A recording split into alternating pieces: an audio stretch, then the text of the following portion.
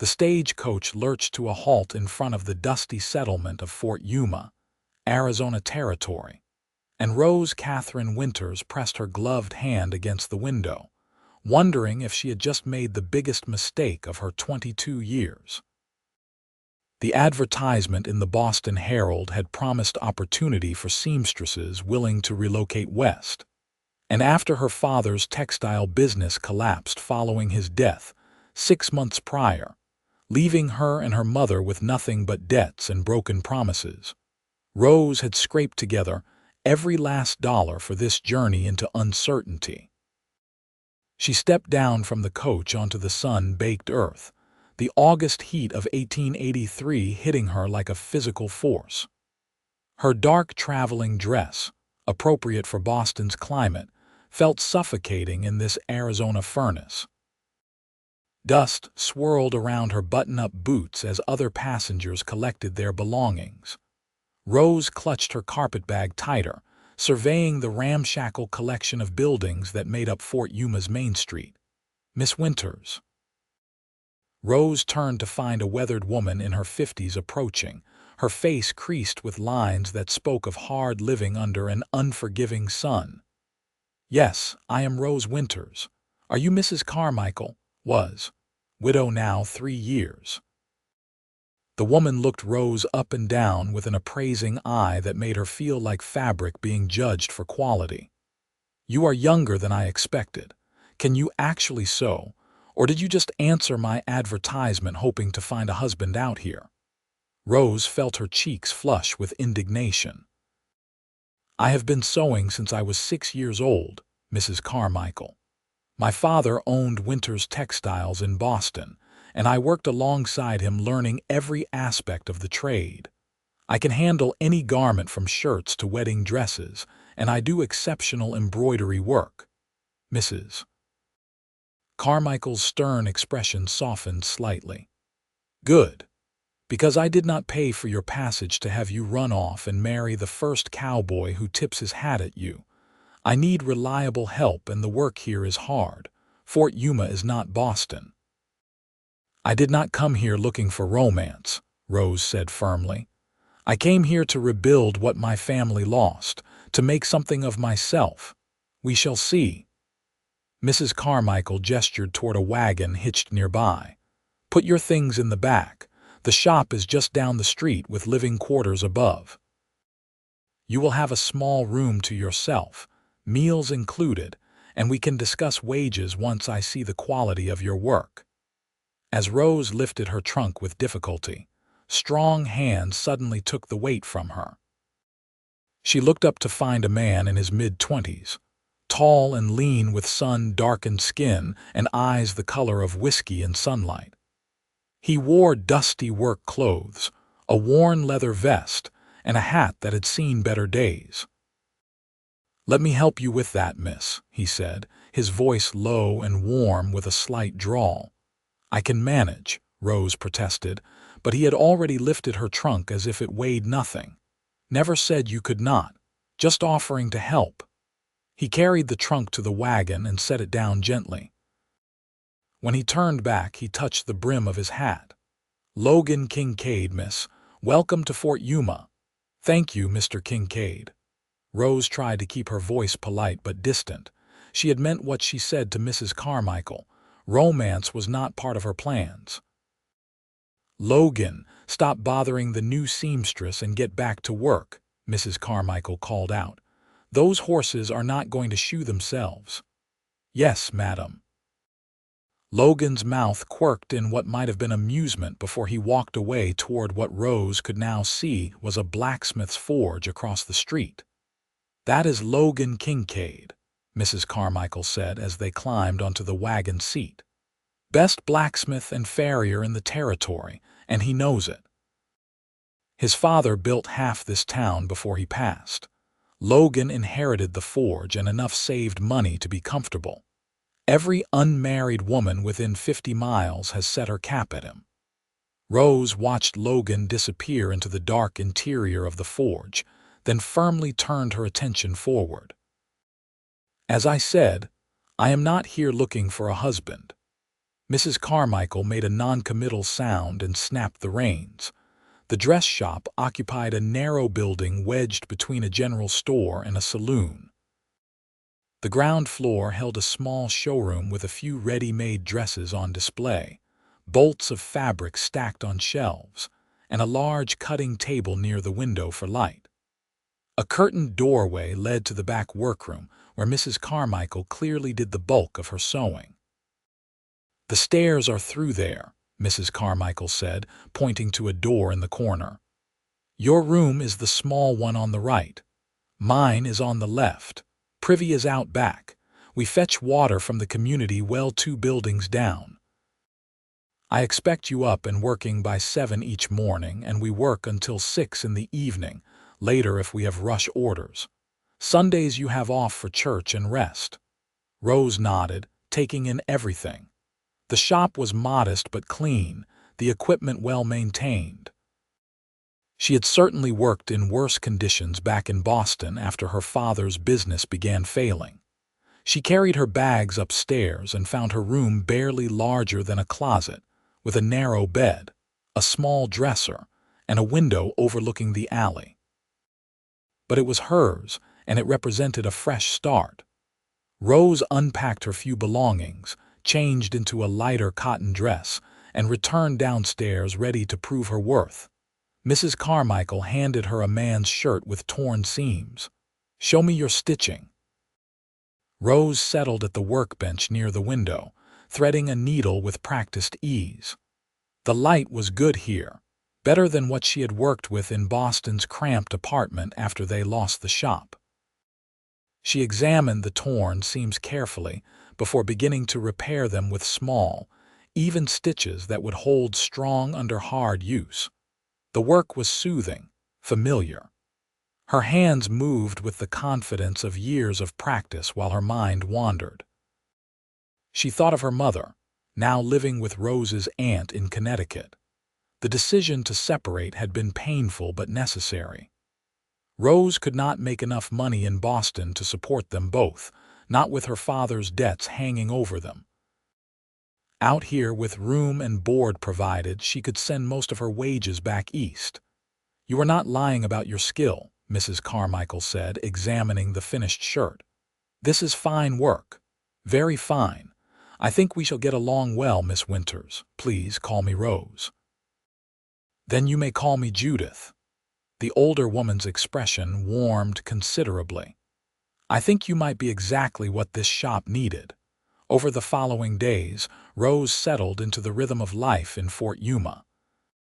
The work was steady if not exciting, mostly practical garments for the town's residents and occasional fancier pieces for the wives of ranchers and businessmen. Rose worked efficiently, her Boston training evident in every stitch. Judith gradually relaxed her stern demeanor, sharing meals and conversation in the evenings. Fort Yuma was rougher than anywhere Rose had lived, but she found it had a certain honest charm. People said what they meant. Life was stripped down to essentials. And despite the harsh environment, there was a sense of community she had not expected. She could not help noticing Logan Kincaid, though she tried. His forge was directly across the street, and the large open front meant she could see him working whenever she glanced up from her sewing. He worked with a steady, focused intensity that Rose recognized in herself. No wasted motion, every action purposeful. He sometimes brought items to the shop for repair, his work clothes inevitably torn or burned from flying sparks.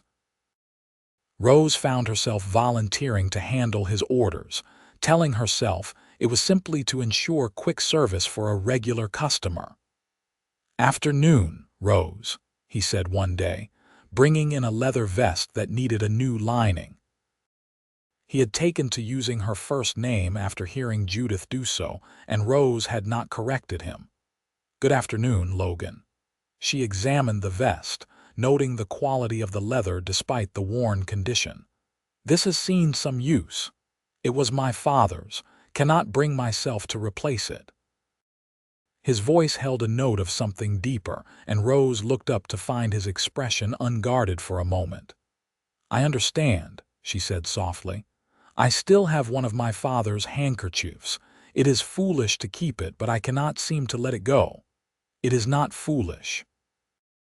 Their eyes met, and Rose felt something shift in the air between them. Some things are worth holding on to.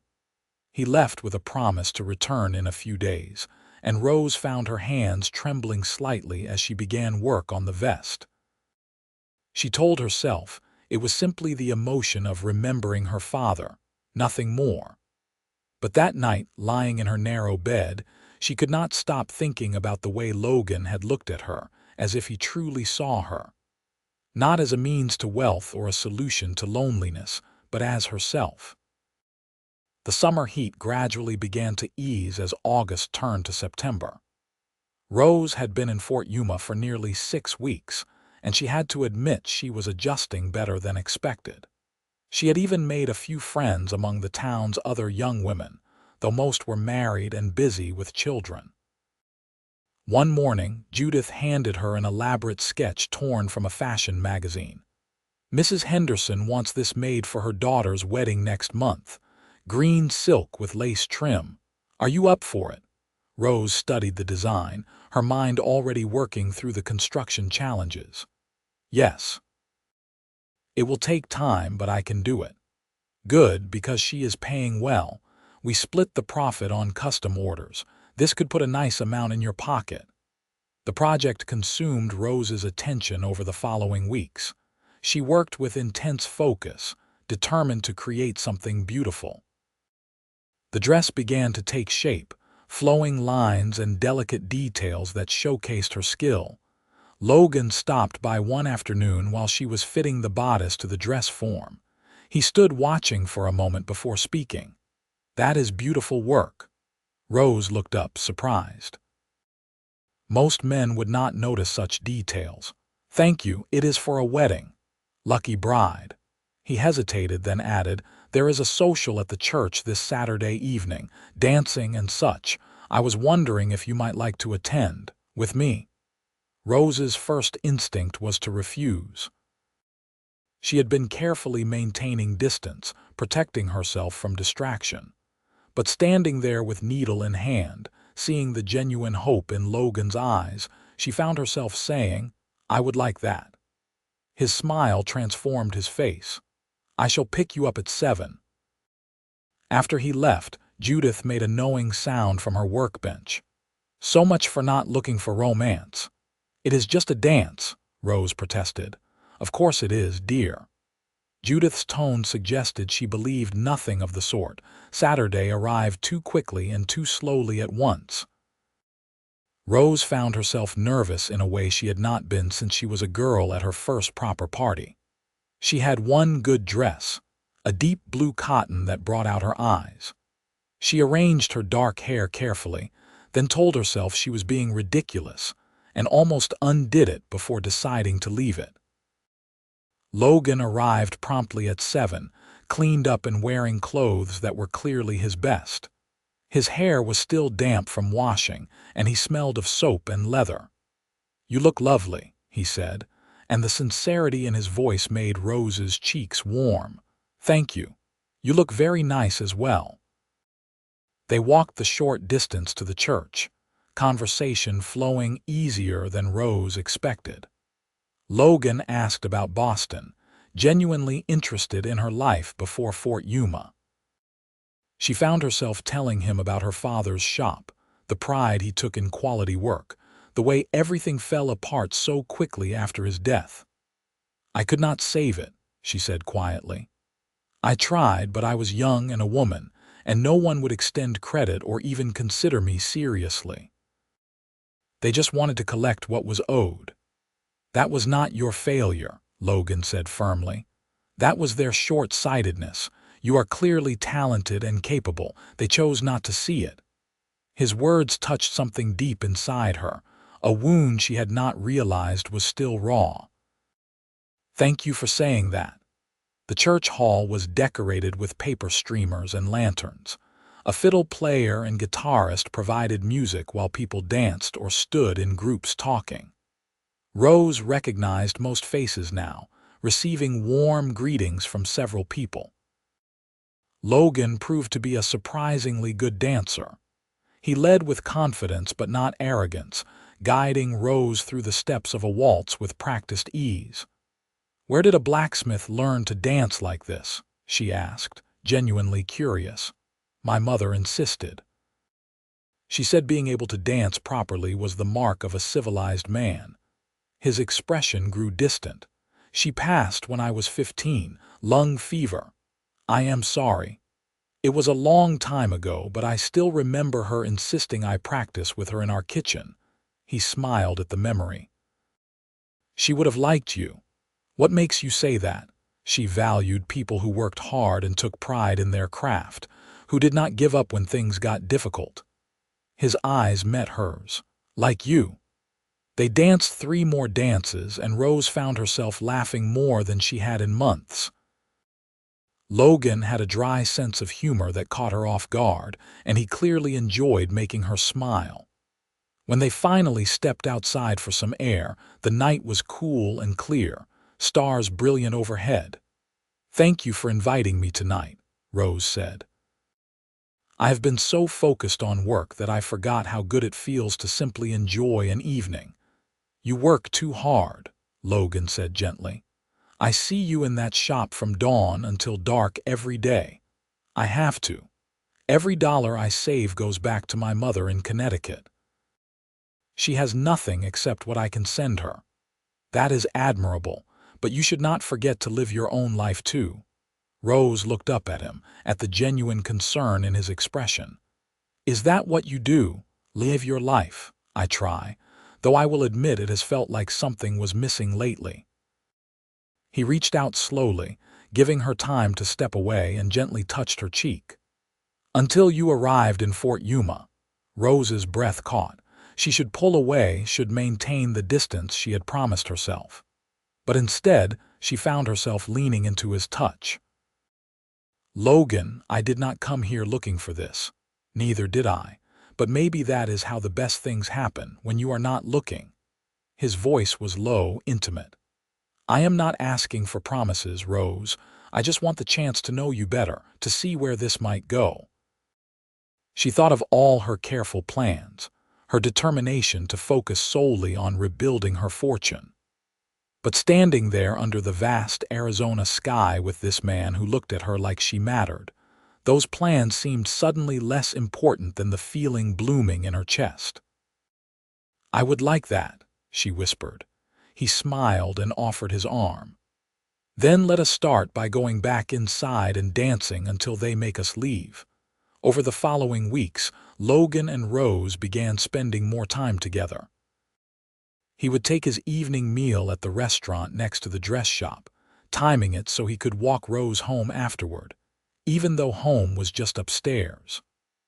On Sundays, after church, they would take long walks along the Colorado River that flowed past Fort Yuma, talking about everything and nothing. Rose learned that Logan had bigger dreams than just running a forge in a small territorial town. He wanted to expand, to bring in more modern equipment, to train apprentices. But like her, he had responsibilities. He supported his younger sister Clara in Tucson, paying for her education at a seminary school. "She is brilliant," he told Rose one Sunday as they sat on the riverbank watching the water flow past. "Far smarter than I ever was. She deserves every opportunity. You clearly love her very much." "She is all the family I have left." He picked up a smooth stone and skipped it across the water. "What about you? Any siblings?" "No, it was just me. My mother always said I was miracle enough that she did not need more." Rose smiled at the memory. "She used to help in the shop doing embroidery work. She was wonderful at it. I learned from watching her." "You must miss her." "Terribly. But this way she has a roof over her head and food to eat. My aunt is kind but not wealthy. Every dollar I send helps." Logan was quiet for a moment, then said carefully, What if you did not have to do it alone? Carry that burden, I mean. Rose looked at him sharply. What are you saying? I am saying that I care about you, Rose, more than I have cared about anyone in a very long time. And I am wondering if maybe you feel the same way. Her heart was pounding. Logan, we have only known each other a few months. I know, and I am not asking you to marry me tomorrow. He took her hand, his calloused fingers gentle against hers, but I want you to know my intentions are serious. I want a future with you if you want that too. Rose looked down at their joined hands. Everything in her cautious, careful nature said to slow down to protect herself. But another part, a part she had been ignoring for weeks, wanted nothing more than to say yes to whatever he was offering. I do feel the same way, she admitted quietly. It terrifies me, but I do. Logan's expression transformed with joy. He lifted her hand and kissed it gently. Then let us take this slow and proper. Let me court you right. And when the time comes, I will ask you to marry me, and hopefully you will say yes. Hopefully. Rose found herself smiling despite her nerves. A man can dream. They sat together watching the river until the sun began to set, and Rose felt something she had not experienced since her father died. Hope. October brought cooler weather and a significant event for Fort Yuma.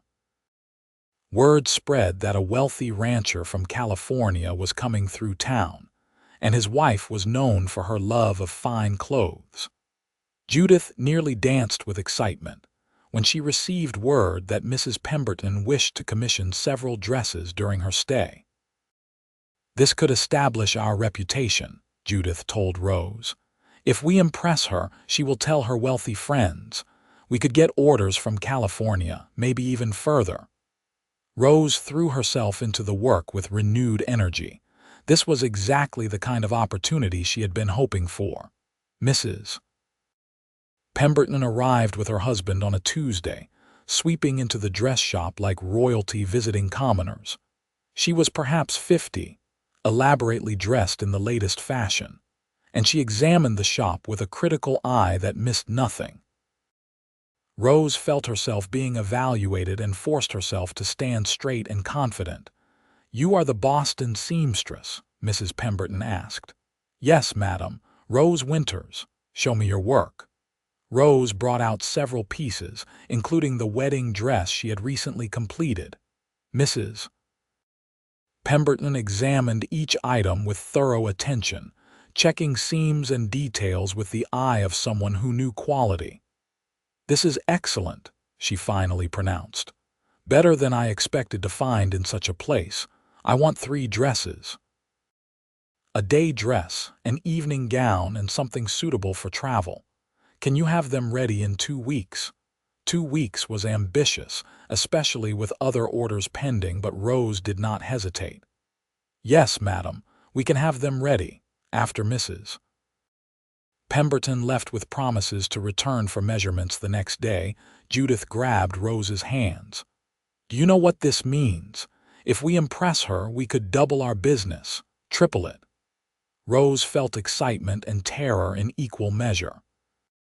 This was her chance to truly rebuild her fortune, to show that she could succeed on her own merit. But it would require every bit of skill and endurance she possessed. That evening, when Logan came by to walk her home, Rose explained the situation. "I am going to be working very long hours for the next 2 weeks. I probably will not have time for our Sunday walks or evening meals together." "That is fine," Logan said immediately. "This is important for you, for your future. You are not disappointed. Rose, I am proud of you. This is what you came west for, is it not? Your fortune," he smiled. "I can wait 2 weeks. I have been patient this long." But as the days passed, Rose found herself missing Logan more than she expected. She worked from before dawn until late at night, her fingers flying over fabric, creating 3 beautiful dresses that showcased every technique she had mastered over the years. Judith helped where she could, but the bulk of the intricate work fell to Rose. Logan would stop by the shop briefly each day, bringing her coffee from the restaurant or a pastry from the bakery. He never stayed long, respecting her need to work, but those few minutes became the highlight of Rose's exhausting days. "You need to sleep," he told her one evening, finding her still at work well past dark. "I am almost finished with the evening gown, just a few more hours." "Rose, you are going to make yourself sick." His concern was genuine, touching. "I am fine. I have worked like this before." "That does not make it right." He gently took the needle from her hand. "Come on, you can finish tomorrow. You need rest." Rose wanted to protest but found she was too tired to argue. She let Logan walk her upstairs where Judith had already retired for the night. At her door, he paused. "I worry about you," he said quietly. "I know this opportunity is important, but you matter more than any dress. I know, and I appreciate your concern."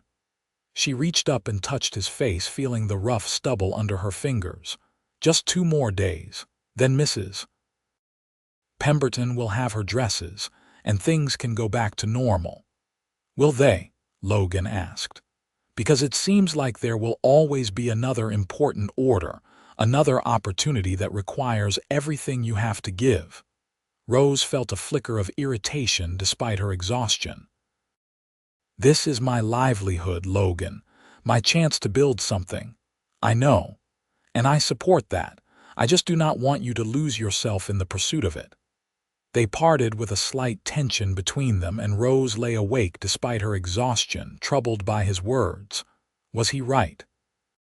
Was she pushing too hard, sacrificing too much? But the next morning, seeing the 3 completed dresses hanging in the shop, she felt a surge of pride that pushed away her doubts. This was what she was meant to do. This was how she would prove herself. Mrs. Pemberton arrived for her final fitting with an entourage of attendants. She tried on each dress, examining herself from every angle in the shop's mirror. Rose held her breath, waiting for the verdict. "Exceptional," Mrs. Pemberton finally declared. "Truly exceptional work, Miss Winters. These are as fine as anything I could have gotten in San Francisco, perhaps finer." Relief and triumph flooded through Rose. "Thank you, madam. I will be recommending you to all my friends. You should expect orders from California." Mrs. Pemberton turned to her attendants. "Pack these carefully. And Miss Winters, here is your payment, with a generous bonus for such excellent work." The amount Mrs. Pemberton handed over was more than Rose had made in the previous 2 months combined. She stared at the bills, barely able to believe it. After Mrs. Pemberton left, Rose and Judith celebrated with an impromptu meal of cheese and bread, laughing and planning how to handle the anticipated increase in business. "We may need to hire additional help," Judith said. "This could become more than the 2 of us can manage." "Maybe." Rose carefully folded her share of the profit, already calculating how much she could send to her mother. This was exactly what she had hoped for when she came west. Financial security, recognition of her skills, a future built on her own merit. But that evening, when she finally had time to see Logan, she found him in his forge working late on some project. He looked up when she entered, his face smudged with soot. "How did it go?" he asked. "Perfectly." Mrs. Pemberton was thrilled. "She paid well and promised to recommend us to her friends." Rose could not keep the excitement from her voice. "This could change everything, Logan. This could be the beginning of real success." "That is wonderful." He set down his tools and came over to her. "I am happy for you, Rose, truly." But something in his tone made her look at him more carefully. "What is wrong?" "Nothing is wrong. This is what you wanted, what you came here for." "Then why do you sound like you are about to say goodbye?" Logan sighed and wiped his hands on a rag.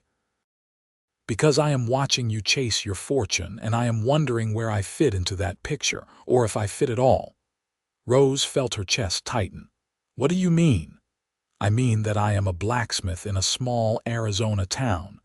I have a decent living, but I will never be wealthy.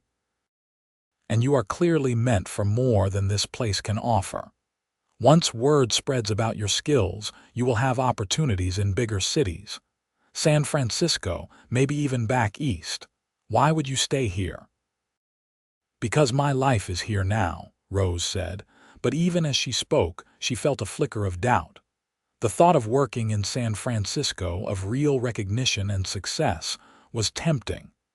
Is it? Or is it just a stopping point on your way to something bigger? Logan looked at her with such sadness that it hurt. I am not trying to hold you back, Rose. I want you to have every success you deserve. I just need to know if there is a place for me in that future, or if I am fooling myself. Rose did not know how to answer. She cared for Logan deeply, might even love him. But she had worked so hard, sacrificed so much to get where she was. Could she really give up potential opportunities for a relationship that was still so new? I do not know, she said honestly.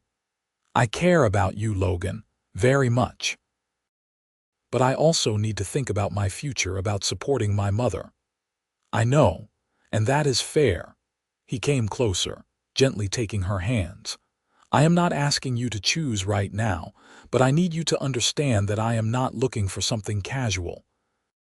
If we continue this, I am looking toward marriage, a family, a life together, here in Fort Yuma, and I need to know if that is something you want too. Rose felt tears prickling her eyes. Can I have some time to think about it? Of course. He kissed her forehead gently. Take all the time you need. But Rose, do not take too long, because I cannot keep wondering and waiting forever. Rose walked back to the shop alone that night, her mind churning. She lay awake for hours, weighing her options. On one hand, Logan offered something she had not even known she wanted: love, partnership, a home. On the other hand, she was so close to achieving the financial success she had come west to find. Did she have to choose between them? Over the following week, orders did indeed begin arriving from California. Women who had heard about Mrs. Pemberton's dresses wanted their own. The commissions were lucrative and would require significant time and effort. Judith was ecstatic, already talking about expanding the shop. But Rose found the work less satisfying than before. She kept thinking about Logan, about the hurt in his eyes when he asked where he fit in her plans. They still saw each other, but there was a carefulness between them now, a tension that had not existed before.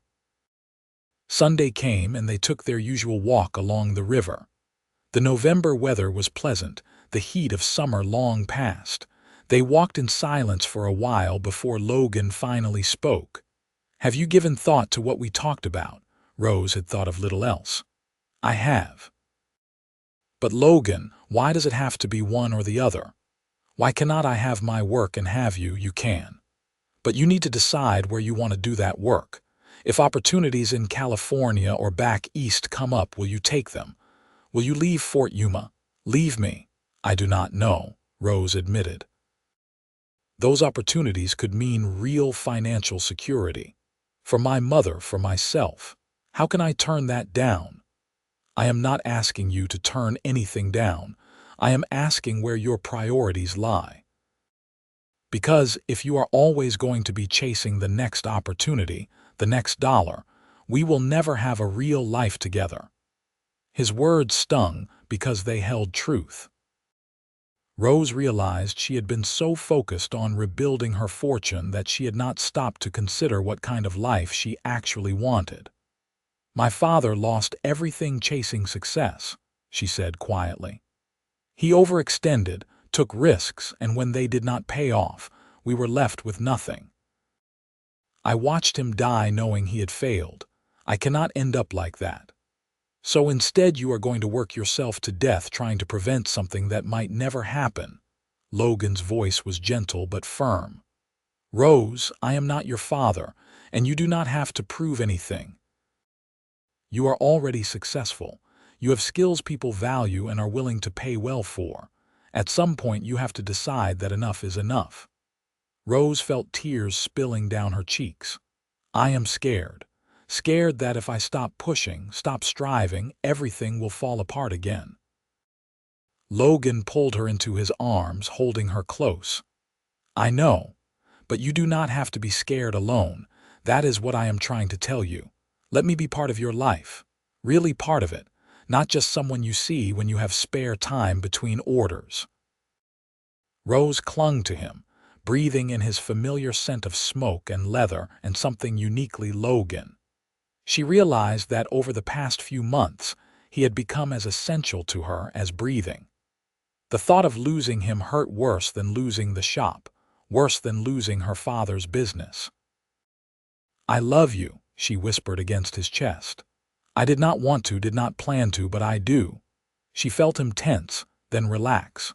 I love you too, so much that it scares me sometimes. They stood there holding each other while the river flowed past, and Rose felt something shift inside her. All her careful plans, her determination to focus only on financial success, suddenly seemed hollow compared to this feeling. Ask me, she said. Ask you what? What you said you would ask when the time was right. Ask me now. Logan pulled back to look at her, his expression uncertain. Are you sure? I have never been more sure of anything. You were right. I was chasing something that would never make me happy because I was looking in the wrong place. My fortune is not in California or back east. It is not in gold or money or success. She took his face in her hands. It is here. With you. Ask me. Logan's smile was like the sun breaking through clouds. He took both her hands in his, holding them against his chest where she could feel his heart beating. Rose Katherine Winters, I love you more than I thought it was possible to love anyone. You are strong and talented and stubborn and beautiful, and you make me want to be better than I am. Will you marry me? Will you build a life here in Fort Yuma with me? Yes, Rose said, laughing and crying at the same time. Yes, absolutely yes.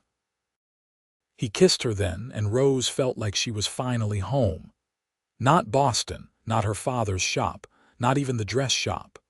Home was this man, this moment, this feeling of being exactly where she belonged. They walked back to town holding hands, making plans. They would marry in the spring, Logan said, giving them time to prepare properly. He would build them a house, something solid and lasting. Rose would continue working with Judith but would be more selective about which orders she took. They would make it work together. When Rose told Judith the news that evening, the older woman smiled knowingly. I wondered when you would figure it out, Judith said. Figure what out? That your fortune was not in your needle and thread. Oh, you have tremendous skill and you will do well for yourself. But real wealth, the kind that matters, is not in your bank account. Judith patted Rose's hand.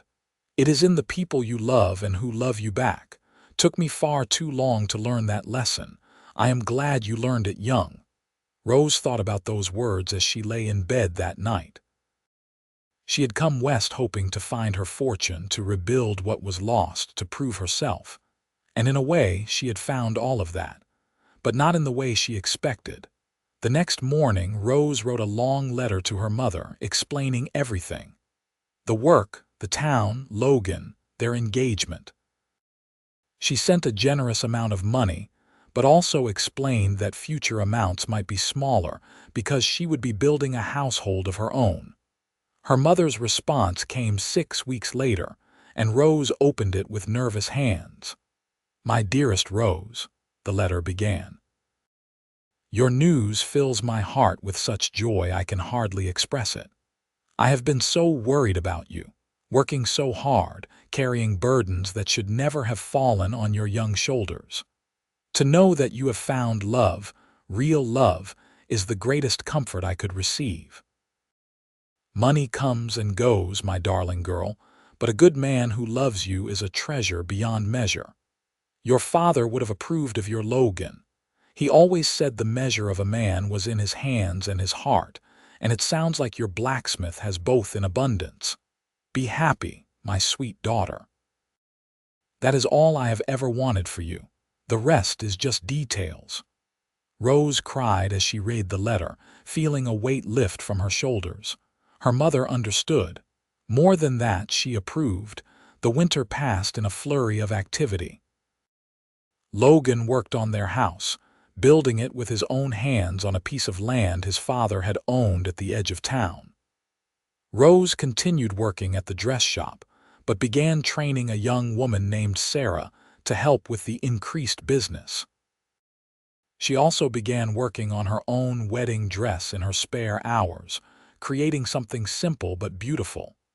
Logan's sister Clara came from Tucson for Christmas, and Rose liked her immediately. She was 18, bright and opinionated, with Logan's same warm eyes. She pulled Rose aside one evening during her visit. "I have never seen my brother so happy," Clara said. "He has always been so serious, carrying so much responsibility, but you make him light up." "He makes me happy too," Rose said. "Happier than I thought possible. Good. Because if you hurt him, I will have to hurt you, and I would rather we be friends." Rose laughed at Clara's fierce protectiveness. "I promise not to hurt him, or at least not intentionally. I am sure I will mess up sometimes. We all do. Just love him. That is all he really needs." The house was finished in March, and Rose walked through it with wonder. It was not large, but every detail showed Logan's care. Solid wood floors, a kitchen with a real stove, windows that let in abundant light. He had even built a small workroom off the main space. "For your sewing," he explained. "I know you will keep working, and I want you to have a good space for it." Rose felt tears threatening again. She seemed to cry at everything lately. "It is perfect. Everything is perfect. Not quite everything. Not until you are living in it with me." They were married on a warm Saturday in April 1884 at the Fort Yuma church. Rose wore the dress she had made herself, elegant in its simplicity. Logan wore a new suit that she had tailored for him. Judith and Clara stood up with them, and what seemed like the entire town crowded into the church to witness their vows. "I promise to love you," Rose said when it came time for her vows. "To be your partner in all things. To work beside you, laugh with you, and build a life that matters. You showed me that I had already found my fortune. I just needed to recognize it." Logan's vows were simpler, but no less heartfelt. "I promise to love you, protect you, and support your dreams. To be the man you deserve. To build a home where you always feel safe and valued. You are my fortune, Rose. Everything else is just details." The celebration afterward lasted well into the night, with food and music and dancing. Rose danced with her new husband until her feet hurt, laughing more than she had since she was a child. When they finally walked to their new home together, Logan carried her over the threshold despite her protests that it was unnecessary. "Let me have this," he said, setting her down gently. "I have been waiting months to bring my wife home." Their wedding night was tender and sweet, two people learning each other with patience and love. Rose fell asleep in Logan's arms, feeling complete in a way she never had before. Life settled into a comfortable rhythm. Rose continued working at the dress shop 3 days a week, taking only the projects that interested her. Logan's forge thrived, his reputation for quality work bringing in steady business. They took evening walks together, shared meals, talked about their days. It was ordinary and extraordinary all at once. Clara visited again that summer and confided that she was being courted by a young teacher in Tucson. "He is very earnest," she told Rose with a laugh. "He wants to establish a proper school system in the territory." "Do you love him?" Rose asked. "I think I might. Is that how you knew, with Logan?" Rose thought about it. "I think I knew when being without him hurt more than any fear of being hurt, when the thought of leaving him was worse than any opportunity elsewhere." "That is how I feel," Clara admitted. "Thomas makes me want to stay in one place, build something lasting. I never thought I would feel that way." "Love has a way of changing our plans," Rose said with a smile. That fall, Rose realized her monthly courses had not come. She waited another month to be sure before telling Logan, her hands shaking as she shared the news. I am fairly certain I am with child. Logan stared at her for a long moment, then let out a whoop of joy and picked her up, spinning her around. Are you sure? When? How are you feeling? Rose laughed at his sudden flood of questions. Reasonably sure, probably due in the spring, and I feel fine. Tired, but fine. He set her down carefully as if she were made of glass. You should rest more. Should you still be working? Is it safe? Logan, women work through pregnancy all the time. I will be fine. But he fussed over her anyway, and Rose found she did not mind as much as she thought she would. It felt good to be cared for, to have someone worried about her well-being. The pregnancy progressed without complications, though Rose did reduce her working hours as she grew larger. Logan prepared the small second bedroom as a nursery, building a cradle with the same careful attention he brought to all his work. Judith threw Rose a small party with the other women in town, gifting her with blankets and tiny clothes they had sewn. Rose looked around at these women who had become her friends and felt overwhelmed with gratitude for the life she had built. Their son was born on a warm May evening in 1885, after a labor that was long but uncomplicated. Logan held Rose's hand through it all, and when the baby finally arrived, he cried openly. He is perfect, Logan whispered, holding their son with the careful tenderness of someone holding precious glass. Rose, he is perfect. They named him James after Logan's father. He had Logan's coloring and what Rose suspected would be his stubborn chin. She held her son and felt a love so fierce it was almost frightening. Clara came to visit a month later, bringing her now fiancé Thomas to meet the family. She held baby James with careful awe. He is beautiful, she told Rose. You are going to be wonderful parents. We are going to try our best, Rose said. That is all anyone can do. Clara's wedding was that October, and despite the difficulty of traveling with a young baby, Rose and Logan made the trip to Tucson. It was a small ceremony but filled with love, and Rose felt happy for her young sister-in-law. Do you think we will be as happy as you and Logan? Clara asked as they prepared her for the ceremony. I think you will be exactly as happy as you choose to be, Rose said, adjusting Clara's veil. Marriage takes work. It is not always easy. But if you love each other and communicate and are willing to be partners, really partners, then yes, you can be very happy indeed. The years that followed were full and good. James grew from baby to toddler to little boy, curious and energetic. Rose continued her sewing work, now taking commissions from all over the territory. She had established a reputation for quality that brought in steady income, but she was careful to balance work with family. Logan's forge expanded, and he eventually took on an apprentice, a young man named Michael who showed real promise. With help managing the day-to-day work, Logan had more time to spend with his family. When James was 3, Rose found herself pregnant again. This time she knew what to expect, and the pregnancy felt easier despite chasing after an active toddler. Their daughter arrived in the winter of 1888, smaller than James had been but with a surprisingly loud cry. She knows what she wants already, Logan said with a laugh as the baby wailed. They named her Anne, after Rose's mother. She had Rose's dark hair and a temperament that suggested she would be as stubborn as both her parents combined.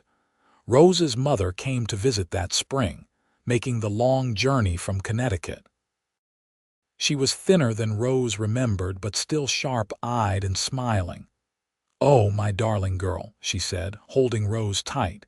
"You have built such a beautiful life. I am so proud of you." "I am glad you are here to see it," Rose said, blinking back tears. "I wanted you to meet Logan and the children properly, to to see Fort Yuma. Her mother stayed for 3 months, helping with the children and getting to know Logan. Rose treasured every moment, knowing such visits would be rare. When it came time for her mother to leave, they said goodbye with many tears but also with peace. Her mother had seen that Rose was happy and settled, and that seemed to ease something in her. Life continued its steady pace. James started school, showing his father's practical intelligence and his mother's perfectionist tendencies. Anne grew into a spirited little girl who was equally comfortable playing in the dirt as she was having pretend tea parties. The dress shop became Rose's again when Judith retired at age 65, leaving the business to Rose with her blessing. "You built this into something special," Judith said as she prepared to move to California to live with her niece. "I am trusting you to keep it that way." "I will do my best," Rose promised. "You always do, dear girl. That is one of the things I have always admired about you." With full ownership of the shop, Rose hired Sarah permanently and took on another young woman as well. She focused less on the day-to-day sewing and more on design and managing the business side, discovering she had a talent for both. The shop thrived, becoming known throughout the territory for quality and fair dealing. Logan's forge also grew. He began producing not just horseshoes and basic repairs, but also decorative ironwork that was in high demand. His reputation spread, and he sometimes received commissions from as far away as California and Texas. On a warm evening in the spring of 1892, Rose and Logan sat on their front porch watching James and Anne play in the yard. James was 7 now, and Anne was 4, and they were currently engaged in some elaborate game involving sticks and imagination. "Can you believe it has been 8 years since we married?" Logan asked, his arm around Rose's shoulders. "Sometimes it feels like yesterday, sometimes it feels like forever." Rose leaned into his warmth. "Do you have any regrets?" "Not a single one." "You?" Rose thought about the path her life had taken. If someone had told her when she arrived in Fort Yuma that this would be her future, would she have believed them? Would she have wanted it? "No regrets," she said firmly. "I thought I came west to find my fortune, to rebuild what I had lost and prove myself, and in a way I did all of that, but not in the way I expected." "How so?" "I thought fortune meant money and success and recognition, and I have those things to a degree. The shop does well, we are comfortable financially, people respect my work." She turned to look at Logan directly. "But my real fortune is this. You, the children, the life we have built together. The shop could burn down tomorrow and I would still be the richest woman in the territory because I have all of you." Logan kissed her softly. "You realize you are talking to a man who spent months convinced you would leave me for opportunities in San Francisco." Rose laughed. "I was very foolish for a while there, too focused on the wrong things, but you were patient with me. You showed me what really mattered." "We showed each other," Logan corrected. "You taught me that it is okay to want more, to have ambitions beyond just getting by. We balance each other out." A crash from the yard interrupted them. Anne had apparently fallen and was crying loudly while James tried to help her up. Rose and Logan both rushed to their daughter, who had scraped her knee but was otherwise fine. Once Anne was cleaned up and comforted, the family went inside for dinner. These ordinary moments, Rose thought as she served food and listened to James's excited chatter about school. These were the moments that made up a fortune. Not grand gestures or dramatic success, but daily love and partnership and family. That summer, Clara and Thomas visited with their twin boys, who were 2 years old and into everything. The house was chaos with 4 children underfoot, but it was joyful chaos. The adults stayed up late talking after the children were finally asleep, sharing stories and laughter. "You ever miss Boston?" Clara asked Rose one evening. Rose considered the question seriously. Sometimes I miss my mother, though she writes regularly. Sometimes I miss the ocean, but miss Boston itself. No, my life is here now. This is home. I feel the same way about Tucson, Clara said. Thomas and I have talked about moving somewhere bigger, somewhere with more opportunities for his educational work, but I cannot imagine leaving. We have built something there. That is the thing about putting down roots, Rose said. Eventually, they grow deep enough that pulling them up would hurt too much. As the years continued to pass, Rose watched her children grow with a mixture of pride and bittersweetness. James developed his father's skill with his hands and spent hours at the forge learning the trade. Anne showed an interest in sewing and design, often sitting beside Rose as she worked. "Mama, can you teach me to make this stitch?" Anne would ask, peering at whatever piece Rose was working on. "Of course, sweetheart. Watch carefully." In 1895, when Rose was 34 and Logan 37, they welcomed another surprise. A son they named William, who arrived early and small but healthy. James was 10 and took his role as big brother very seriously. Anne, now 7, was less impressed with a baby brother who could not play properly yet. "When will he be fun?" she asked, looking at the baby with skepticism. "Give him time," Rose said with a laugh. "Before you know it, he will be following you around everywhere." Rose's mother passed away peacefully in her sleep in the winter of 1896. The news reached Rose by telegram, and she mourned deeply for the woman who had taught her to sew, to work hard, to value quality over quantity. Logan held her through the grief, understanding without words what she needed. "She knew you were happy," he reminded Rose. "She saw your life here, you gave her that peace. I know, but I wish I could have seen her one more time. She knew you loved her, that is what matters." Life moved forward as it always does. William grew from baby to toddler, showing signs of being the most rambunctious of the 3 children. James began talking about following in his father's footsteps and eventually taking over the forge. Anne declared at age 10 that she wanted to become a dress designer and make clothes for fine ladies all over the country. "Then you will need to keep learning," Rose told her. "Study everything. Learn the business side too, not just the creative part. That is what will let you be successful." "Like you did, Mama." "Yes, like I did, though I had to learn some lessons the hard way." "What kind of lessons?" Rose pulled her daughter close.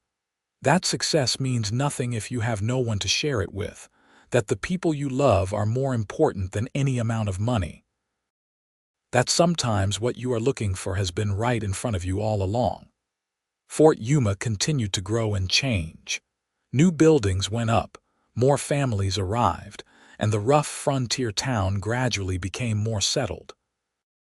Logan and Rose grew older too, silver threads appearing in their hair, laugh lines deepening around their eyes. But their love remained constant, a foundation that supported everything else. On their 15th wedding anniversary in 1899, Logan gave Rose a beautiful iron rose he had forged himself, every petal individually shaped and detailed. "I am not much for fancy words," he said as he presented it to her, "but I wanted you to have something that would not fade. Something lasting, like what we have built together." Rose held the iron rose carefully, marveling at the delicate beauty of something made from such hard material. "It is perfect, like you. I am far from perfect. You are perfect for me. That is what matters." She set the rose down carefully and took his hands. 15 years ago, I was so focused on rebuilding a fortune that I almost missed the real treasure standing right in front of me. Thank you for being patient, for showing me what really mattered." "We found each other at the right time," Logan said. "Neither of us was looking for love, which maybe is why we found something real. No pretense, no games, just 2 people who recognized something in each other." And what did you recognize in me? Strength, determination. Someone who would not quit when things got hard, he smiled. Also, you were beautiful, which did not hurt. Rose laughed and kissed him. You were not so bad yourself. As they stood together in the home they had built, surrounded by evidence of the life they had created, Rose reflected on the journey that had brought her here. She had arrived in Fort Yuma hoping to find her fortune, to rebuild what was lost, to prove herself capable and worthy. And she had found all of that. But more importantly, she had found something she had not even known she was missing. A partner who saw her clearly and loved her anyway. Children who filled her days with purpose and joy. A community where she belonged. A home that was more than just walls and a roof. James came in then, covered in soot from the forge, already looking so much like his father. Anne followed, carefully carrying a dress she had been working on, wanting Rose's opinion. William toddled after them, demanding attention with the confidence of a youngest child. "Mama, Papa, look at this," Anne said, holding up her work. Logan and Rose turned their attention to their children, to the beautiful ordinary chaos of family life. This was fortune, Rose thought. Not gold in a bank vault or success measured in dollars and accolades. This, right here, was wealth beyond measure. The years continued their steady march. James married at 22 to a rancher's daughter named Elizabeth, and they built a home near the forge where James now worked full-time. Anne went to San Francisco for 2 years to study dress design, but ultimately returned to Fort Yuma, declaring that she preferred to be a large fish in a small pond rather than compete in the city. She opened her own shop specializing in modern fashion, working alongside her mother but carving her own path.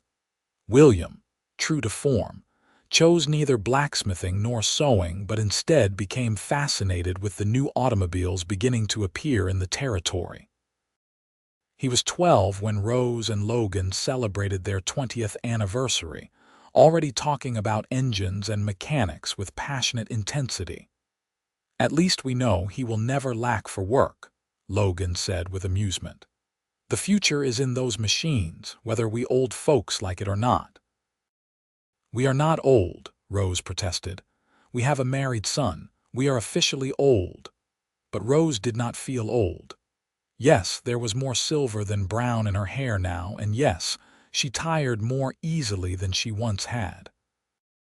But she still ran the dress shop, still created beautiful things with her hands, still felt her heart race when Logan kissed her. In 1906, Rose turned 45 and Logan 48. James and Elizabeth welcomed their first child, making Rose and Logan grandparents. Rose held her granddaughter Clara, named after Logan's sister, and felt the circle of life completing itself. "She is beautiful," Rose told Elizabeth. "You are going to be wonderful parents." "I hope so. We are terrified," Elizabeth admitted. "That is normal. Everyone is terrified." "But you love her, and you will figure it out as you go. That is what we all do." Watching James with his daughter, Rose saw the same tender wonder Logan had shown with their children. Some things pass down through generations, she realized. Values and love and the commitment to do your best. Clara and Thomas visited that summer with their grown sons, now strapping young men of 18. They spent a week in Fort Yuma, and the adults stayed up late one night reminiscing. "Do you remember when you first arrived?" Clara asked Rose. "Logan came home that first day and would not stop talking about the woman from Boston. I knew right then he was smitten." "I was not smitten," Logan protested. "I was intrigued." "You were smitten," Clara repeated firmly. "And Rose, you should have seen him those first months. Mooning around like a lovesick boy." "I did not moon," Logan said with dignity, but his eyes were twinkling. "You absolutely did," Rose said, laughing. "Though I was not much better, I kept telling myself I had no time for romance, then finding excuses to watch you work at the forge. I knew you were watching, Logan admitted. Why do you think I kept my forge door open even in winter? These easy revelations, the comfortable teasing of people who had known each other for decades, filled Rose with contentment. This was what she had been searching for without knowing it. Not just love in the abstract, but this specific, particular love with this specific, particular man. Anne married the following year at 23 to a businessman who had come to Fort Yuma to establish a bank. Robert Kingston was serious and steady, and he clearly adored Anne's creative spirit and determination. Their wedding was the social event of the season, with Anne designing her own dress in a modern style that had people talking for months. She gets her vision from you, Logan told Rose as they watched their daughter dance with her new husband. She gets her stubbornness from you, Rose countered. I prefer to call it determination. Of course you do. With both older children married and William increasingly independent at 15, Rose found herself with more time than she had enjoyed in years. She did not retire from the dress shop, but scaled back her hours, spending more time simply being with Logan.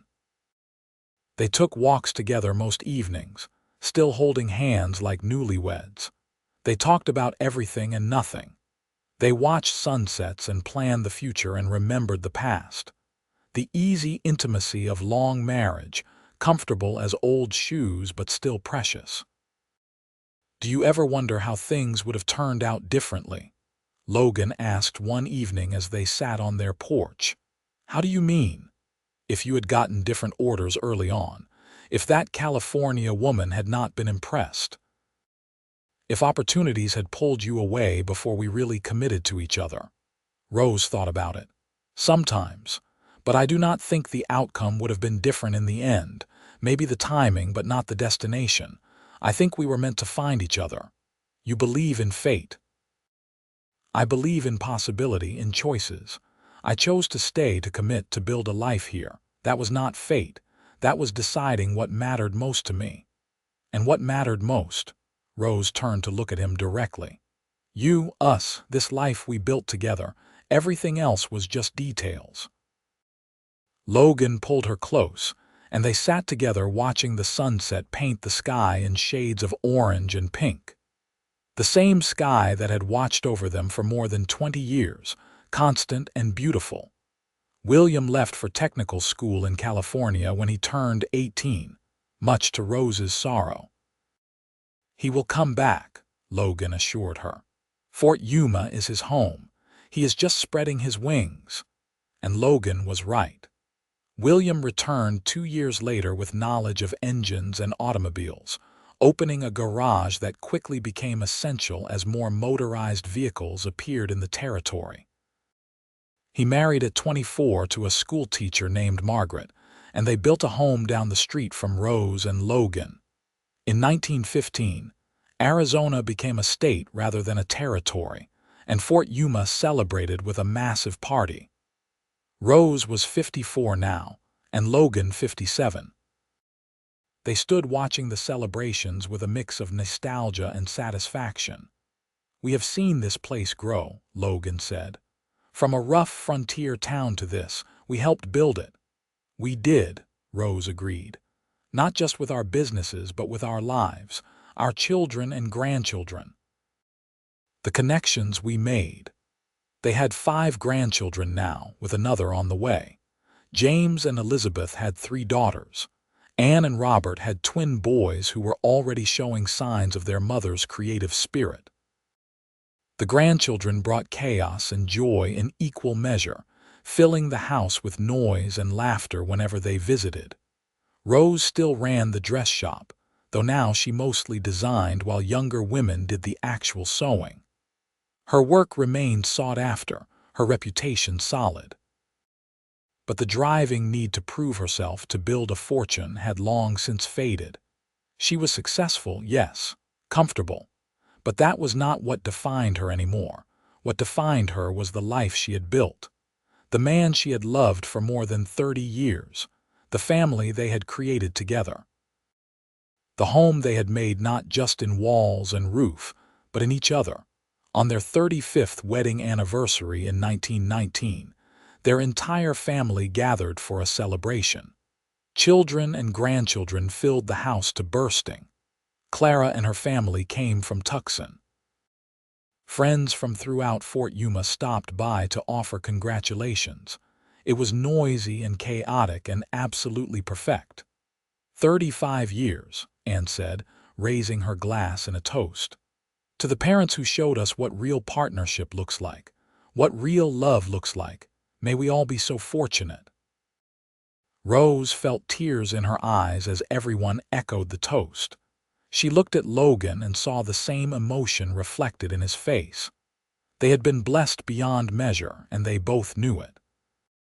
Later that evening, after everyone had finally left and the house was quiet again, Rose and Logan sat together in their favorite spot on the porch.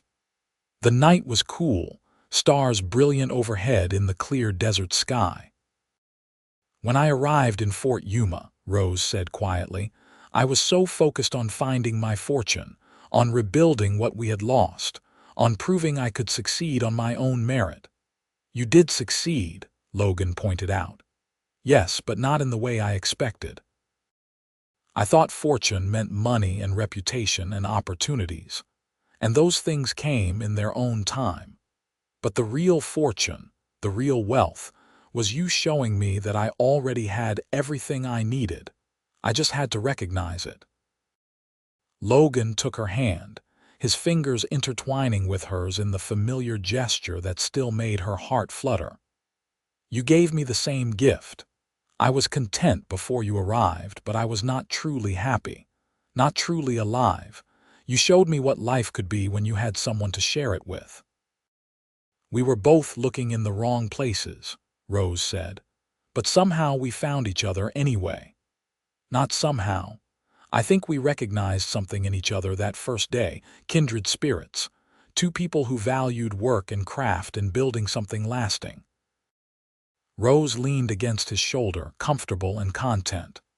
"I love you, Logan Kincaid, just as much now as the day we married. More, maybe. Definitely more," Logan agreed. "Love is not just a feeling. It is a choice you make every day, to stay, to work through problems, to build together. We have made that choice thousands of times, and I would make it thousands more." They sat together in companionable silence, two people who had found their fortune in the most unexpected place, not in gold or success or grand adventures, but in each other, in family, in the steady accumulation of days and years and moments that made up a life well lived. The desert night wrapped around them, familiar and comforting. Somewhere in the distance, a coyote called. The stars wheeled slowly overhead in their ancient patterns. And Rose Katherine Kincaid, formerly Winters, sat on her porch with her husband of 35 years and knew with absolute certainty that she was exactly where she was meant to be. She had come west hoping to find her fortune. And she had found it, though not in any way she could have predicted. The cowboy had shown her that fortune was not measured in gold or opportunity, but in love and family and home. That she had been carrying her fortune with her all along, in her skill and determination and capacity for love. She had just needed someone to help her see it. As they finally rose to go inside, Rose took one last look at the sky. Tomorrow would bring new challenges and joys. There would be grandchildren to spoil, businesses to run, a community to be part of. But tonight, right now, she was simply grateful for this moment, for Logan beside her, for the life they had built against all odds in this harsh, beautiful place. "Ready for bed?" Logan asked, offering his hand. Rose took it, feeling the calluses earned from decades of honest work. "Ready for whatever comes next, as long as we face it together." And hand in hand, they walked inside their home, closing the door on another perfect day in their imperfect, beautiful, fortunate life.